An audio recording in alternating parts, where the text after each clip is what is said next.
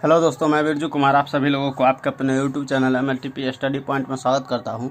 दोस्तों, आज की वीडियो हम मैथ के 10 इंपॉर्टेंट क्वेश्चन लाए हैं जो सभी एग्जाम की दृष्टि से काफ़ी महत्वपूर्ण है। तो चलिए दोस्तों, वीडियो स्टार्ट करते हैं। पहला क्वेश्चन है आपका, एक लंबवृत्तीय शंकु की आधार की त्रिज्या 6 सेंटीमीटर है, उसकी तिर्यक ऊंचाई 10 सेंटीमीटर है, उसका आयतन क्या होगा।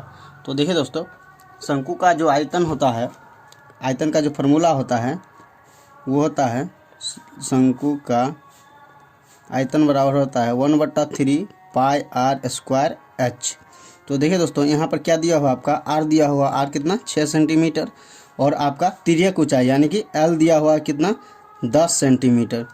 तो यहाँ से आप एच निकाल लीजिए पहले। तो एच बराबर होता है √(L² माइनस आर स्क्वायर। तो यहाँ से एल हो गया आपका 10 यानी कि 100 हो जाएगा, 10 का स्क्वायर माइनस 6 का स्क्वायर आपका 36 हो जाएगा। तो एच बराबर कितना है √64। तो एच बराबर जो हो गया आपका वो हो गया आपका 8 सेंटीमीटर। एच का मान जो आ गया आपका 8 सेंटीमीटर। अब इस फार्मूला के माध्यम से शंकु का आयतन निकालेंगे। 1/3 पाई का मान कितना होता है 22/7, और आर का मान कितना दिया आपका 6। तो 6 का स्क्वायर गुने एच कितना निकाले हैं 8, ये 3 दूनी 6।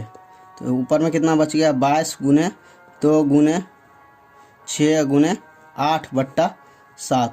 इसे कैलकुलेशन करिएगा और इसे काटिएगा तो आपका आ जाएगा 301.71 सेंटीमीटर क्यूब। अगला क्वेश्चन देखते हैं, यदि a/b प्लस b/a बराबर 1 हो तो a³ प्लस b³ का मान निकाले। तो देखिए दोस्तों, यहाँ पर क्या दिया हुआ है, a/b प्लस b/a बराबर 1। तो यहाँ देखिए, यहाँ भिन्न का जोड़ करिएगा तो नीचे में क्या हो जाएगा ab, और ऊपर में हो जाएगा a² a गुना के a² और b के गुना होके b² बराबर 1। तो यहाँ से आ गया आपका a² प्लस b² बराबर ab, यानी कि a² plus b² minus ab बराबर आपका आ गया 0। तो देखिए क्या कह रहा है, a³ प्लस b³ बराबर वाट। तो a³ प्लस b³ बराबर क्या होता है, a plus b into a² minus ab plus b²। तो a प्लस b लिख लीजिए, और देखिए a² minus ab plus b² के जगह पर कितना निकाले हैं 0 निकाले हैं, तो यहाँ पर 0 रख दीजिए। तो गुने 0, तो इस टर्म को 0 से गुना करिएगा तो 0 हो जाएगा। तो आपका जो उत्तर हो जाएगा ऑप्शन बी सही हो जाएगा। अगला क्वेश्चन देखिए, गौतम 32 किलोमीटर प्रति घंटा की चाल से 160 किलोमीटर चलता है और 40 किलोमीटर प्रति घंटा चाल से लौटता है, औसत चाल बताइए। तो देखिए दोस्तों, ये टोटल दूरी कितना चला, 160 किलोमीटर गया और 160 किलोमीटर आया। तो टोटल दूरी जो हो गया आपका 320 किलोमीटर, 16 दूनी 32, यानी 320 किलोमीटर टोटल इसका दूरी हो गया। और टोटल दूरी निकाल लिए हम। अब टोटल समय जो कितना जाने आने में कितना लगा वो भी निकालना होगा। तो पहला कितना गया, समय बराबर क्या होता है दूरी या बट्टा चाल। तो पहला जो दूरी हो गया 160 किलोमीटर। तो पहला 160 किलोमीटर चला और कितना किलोमीटर है 32 किलोमीटर, तो बट्टा 32, और प्लस फिर लौटा कितना 160 किलोमीटर था और लौटा 40 किलोमीटर प्रति घंटा की चाल से, तो बट्टे 40। तो 332 और बट्टा 32 पंचे, ये 5 से कट जाएगा और ये 4 से कट जाएगा।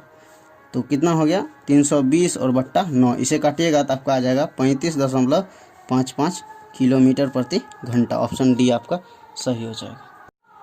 अगला क्वेश्चन देखिए, 8% वार्षिक दर पर वर्ष में देय है 2 वर्ष का 5,000 रुपये पर चक्रवृद्धि ब्याज और साधारण ब्याज के बीच का अंतर कितना है। तो इसे दोस्तों 2 तरीके से बना सकते हैं आप। पहले चक्रवृद्धि ब्याज और साधारण ब्याज निकाल के अलग अलग, और उसका जो है अंतर कर लीजिएगा। और इसका एक ट्रिक भी है, तो ट्रिक के माध्यम से हम बनाते हैं। दो वर्षों का अंतर के लिए होता है फॉर्मूला, अगर 2 वर्षों का अंतर दिया हो तो p इंटू r बट्टा 100 पर पावर स्क्वायर, r बट्टा 100 पर पावर स्क्वायर। तो 2 वर्ष का अंतर आपका निकालना है, तो बराबर p कितना दिया हो आपका 5000 इंटू आर कितना दिया हो 8% बट्टा 100, और 2 वर्ष से इसीलिए स्क्वायर कर दिए 5000, और ये होगा 2 चौके 8, 25 चौके 100, ये, और इसे स्क्वायर करिएगा तो 2 दूनी 4, 25 गुने 25 यहाँ कर दीजिए और इसे काटिए तो कितना से कट जाएगा 25 दूनी 50 यानी 200 से, और इसे 25 8 200 यानी 8 ऊपर में बच गया 8 गुने 4 यानी कि 32 जो है आपका ऑप्शन डी सही हो जाएगा। अगला क्वेश्चन देखिए, यदि x बराबर a cos theta plus b sin theta और y बराबर b cos theta minus a sin theta हो तो x square plus y square का मान निकाले। तो देखिए दोस्तों कितना दिया हुआ है, x बराबर दिया हो a cos theta plus b sin theta, तो यहाँ पर x बराबर रख दीजिए। निकालना क्या है, x square plus y square. तो x बराबर रखिए a cos theta plus b sin theta का होल स्क्वायर, स्क्वायर है x स्क्वायर है, प्लस y के जगह पर फिर रखिए b cos theta minus a sin theta का होल स्क्वायर। इसका स्क्वायर करिए अब, a square cos square theta plus b square sine square theta plus 2a cos theta into b sine theta, a plus b का whole square का form में इसे लिख दिए हैं। अब इसको भी लिखिए तो हो जाएगा आपका प्लस में b square cos square theta plus a square sine square theta और minus 2b cos theta into a sine theta. तो देखिए दोस्तों ये प्लस में है और ये माइनस में है, तो ये दोनों आपस में कट जाएंगे। अब देखिए a वाला को एक साथ लिखिए और b वाला को एक साथ लिखिए। तो देखिए a square cos square theta plus देखिए यहाँ a square sine square theta, a square sine square theta, अब प्लस देखिए b square sine square theta plus b square cos square theta. अब देखिए इसमें से a स्क्वायर कॉमन ले लीजिए, तो इसमें से a स्क्वायर कॉमन लीजिएगा तो कॉस स्क्वायर थीटा और प्लस साइन स्क्वायर थीटा बच जाएगा, और इसमें से plus b square theta common, b square common ले लीजिए तो इसमें बच जाएगा sign square theta plus cos square theta. और दोस्तों जानते हैं कॉस स्क्वायर और प्लस साइन स्क्वायर थीटा बराबर कितना होता है, 1 होता है। Cos square theta plus sign square theta बराबर होता है आपका 1, तो a स्क्वायर और into 1 plus b square into sine square plus cos square बराबर 1 होता है, तो इंटू 1, तो हो गया आपका a square plus b square. Option B आपका सही हो जाएगा। अगला क्वेश्चन देखिए, प्रथम 4 त्रिकोणीय संख्या का माध्य निकाले। तो देखिए दोस्तों पहले माध्य निकालने के लिए पहले प्रथम 4 त्रिकोणीय संख्या मालूम करना होगा। तो देखिए इसको कैसे ज्ञात करते हैं, पहले लिख लीजिए 1 2 3 4।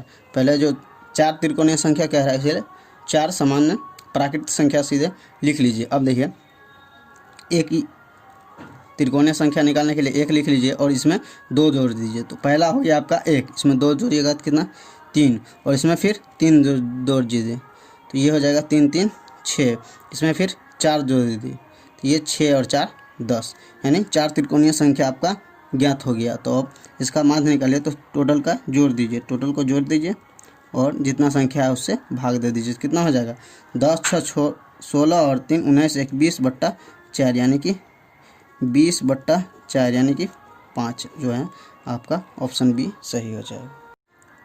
अगला क्वेश्चन देखिए, 2 पासे के फेंकने के क्रम में दोनों में असमान अंक लाने की प्रायिकता क्या होगी। तो देखिए दोस्तों पहले हम समान आने की प्रायिकता निकाल लेते हैं और जो एक में से घटा लेंगे तो वो असमान आने की प्रायिकता हो जाएगी।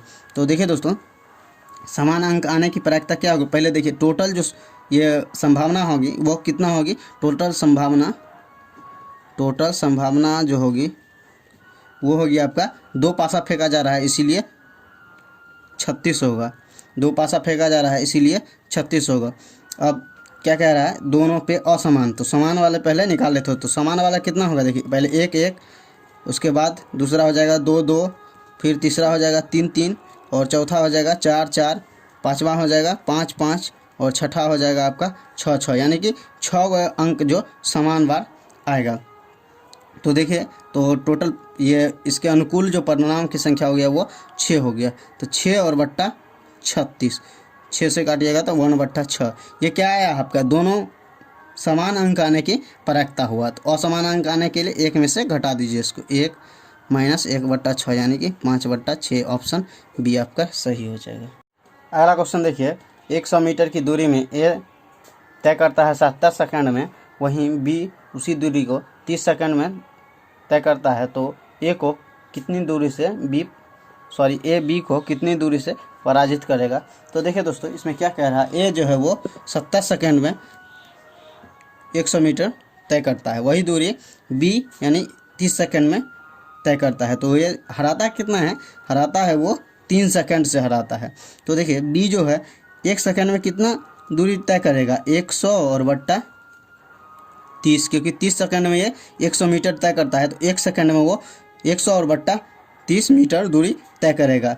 तो इसी तरह वो 3 सेकंड में कितना करेगा, गुने 3, यानी 3 सेकंड में जो करेगा 100 बट्टा 30 और गुने 3 कर दीजिए, तो ये 3 दाएँ 30 और ये 10 दाएँ की 100, तो वो 3 सेकंड में वो 10 मीटर दूरी तय करेगा। तो देखिए सोचने वाली बात है कि ये कितना सेकंड से हराता है, ये 70 सेकंड में करता है जी और 30 सेकंड में करता है, तो यही 3 सेकंड की जो दूरी है उसी का जो वही ना अंतर हुआ, क्योंकि 3 सेकंड से ये हराता है, तो 3 सेकंड में टोटल जो चला गया दूरी है वो 10 मीटर है, तो इसीलिए वह 10 मीटर से पराजित होगा। ऑप्शन बी आपका सही हो जाएगा। अगला क्वेश्चन देखिए, यदि किसी काम को 15 दिनों में करता है, बी उसी काम को 10 दिनों में कर सकता है, बी अकेला 5 दिन काम किया और वह काम छोड़ के चला गया, ए से इस काम को कितना दिन में करेगा। तो देखिए दोस्तों क्या कह रहा है, बी कितना दिन में टोटल काम करता है, 10 दिन में, तो वो 5 दिन में कितना काम करेगा, तो 5, ये बी जो है वो 10 दिन में टोटल काम करता है, तो एक भाग काम कितना दिन में करेगा, 1/10 दिन में काम करेगा एक भाग, तो ये जो है 5 दिन में कितना करेगा, गुने 5 यानी 5/10, यानी काटिएगा तो 1/2 भाग जो है वो 5 दिन में, यानी आधा काम जो है वो बी कर दिया। तो अब कितना है, ए को कितना आधे काम करना है, तो टोटल काम ये 15 दिन में करता है, तो आधा काम करने के लिए 2 कर दीजिए, तो 7.5 दिन इसका आंसर हो जाएगा। ऑप्शन ए सही हो जाएगा।